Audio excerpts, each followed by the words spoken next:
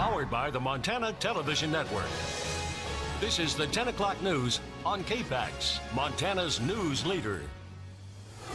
Good evening, I'm Jill Valley. And I'm Dennis Bragg. The snowfall around Missoula seemed almost non-stop at times today, and it continues to fall tonight. And it means the roads out there are very slick. Tomorrow could be the same thing. Our Storm Tracker weather team's tracking more snow that could hit tomorrow and into the weekend. So here now is Chief Meteorologist Aaron Yost with the latest on this. Aaron. Yeah, this has been a pretty complex system. We've got two different air masses kind of fluctuating right over western Montana. The rain definitely winning out, at least in the southern end of the Bitterroot Valley. This is Hamilton earlier this afternoon, First Security Bank ICAM, but it's not that way for everybody.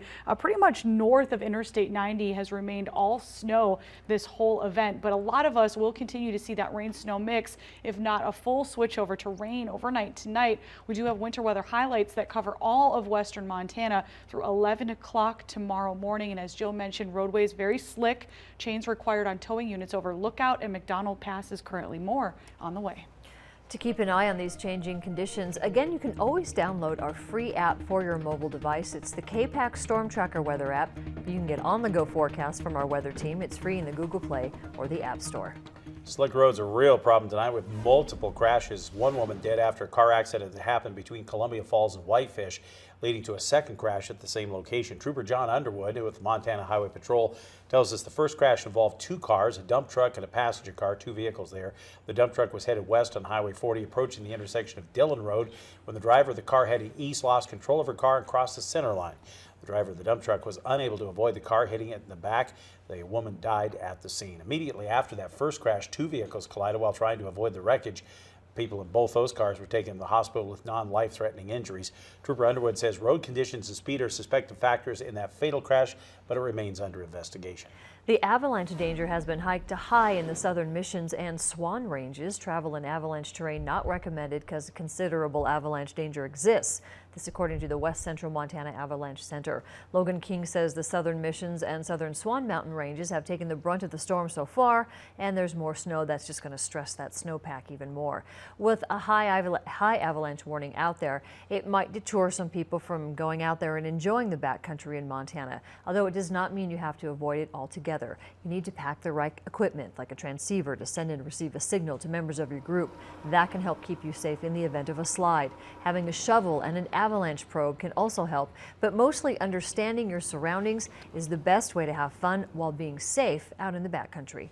You can stay off them slopes greater than 30 degrees, wind-loaded slopes where the wind obviously has pushed the snow from one side of the mountain over to another side, you know, and them are generally very unstable. But yeah, if it's a high avalanche danger, you just you know, you just play in a lower elevation and flatter stuff.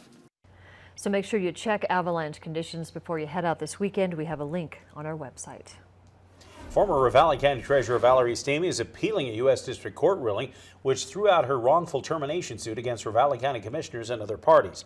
Stamey had been seeking $20 million in damages, blaming the county for the way it handled her dismissal for mismanagement after a short and controversial stint as Ravalli County Treasurer. Last month, U.S. District Court Judge Dana Christensen dismissed Stamey's suit, faulting attorney Robert Myers for filing what he called bizarre motions and briefs that didn't meet time, deadline, and local court rules. Because Myers has been disbarred in a separate action, Stamey filed her own motion with the Ninth Circuit Court of Appeals. Crews are already tearing down the first viable Frank Lloyd Wright designed building to be lost in more than 40 years. That teardown began last night after a failed negotiation to buy the property. Plans to demolish the Whitefish building first surfaced over a year ago. Since then, organizations including the Montana Preservation Alliance and the Frank Lloyd Wright Building Conservancy have been trying to put a deal in place. On Monday, they came up with a $1.7 million that had been asked by the building's owner, 341 Central LLC out of Chicago, but there were still disagreements over things like a security deposit and the building's current condition, so the deal fell through. The building was on the National Register of Historic Places. There's no immediate timetable on when the demolition will be finished. State Superintendent of Public Instruction Elsie Arnson has been working with the Montana Contractors Association to raise awareness about careers in construction, and she's been talking to school children about it. Today she was actually at Flathead and Glacier High Schools at the site of a home construction project that's being done by students. The building of these homes is part of a program that teaches students about the construction trade and filling the industry's need for more skilled workers. Arnson was given a tour of one of the homes that's already finished and two that are still under construction. She talked to the students about how every person has their own path to walk and that just because you don't go to college doesn't mean you can't have a great career for yourself through something like construction. She talked about the importance of being engaged in school, but reminded learning sometimes happens outside the classroom as well. It's not just about learning inside the school, it's about learning in the community. It's benefiting the community. It's making not only their community proud, but Montana proud. The last two houses being constructed by the students are expected to be done in May. Legislation to protect so-called dreamers from deportation is at a standstill. That comes about among the most controversial remarks we get from President Trump about immigrants from Caribbean and African nations. CBS's Mola Lengi has more from the White House tonight. President Trump is being quoted as making racially charged comments about Africa, Haiti, and El Salvador after becoming frustrated during an Oval Office meeting on immigration. The president said, "Why are we having all these people from blank countries come here?" He used an expletive that CBS News will not repeat. According to a source briefed about the meeting, Mr. Trump suggested taking more people from countries like Norway. An honor to have you. Thank you very much. Thank you very much. The president had just met with his Norwegian counterpart at the White House on Wednesday. The White House isn't denying those words came from the president's mouth. Instead, a spokesman said in a statement that President Trump will, quote, always fight for the American people. The president's meeting included Senators Dick Durbin and Lindsey Graham, who are working on a bipartisan plan to protect young immigrants and beef up border security. No deal yet. This was Republican Senator Graham's assessment of the conversation. The president was very gracious, and I think he appreciated the fact that people are putting ideas forward. But lawmakers from both sides of the aisle have expressed outrage over the president's comments. In a tweet, the Congressional Black Caucus said the comments are, quote, further proof that his Make America Great Again agenda is really a Make America White Again agenda. Mola Lengi, CBS News, the White House. The Haitian government summoned the top U.S. diplomat in Haiti to explain the president's comments today.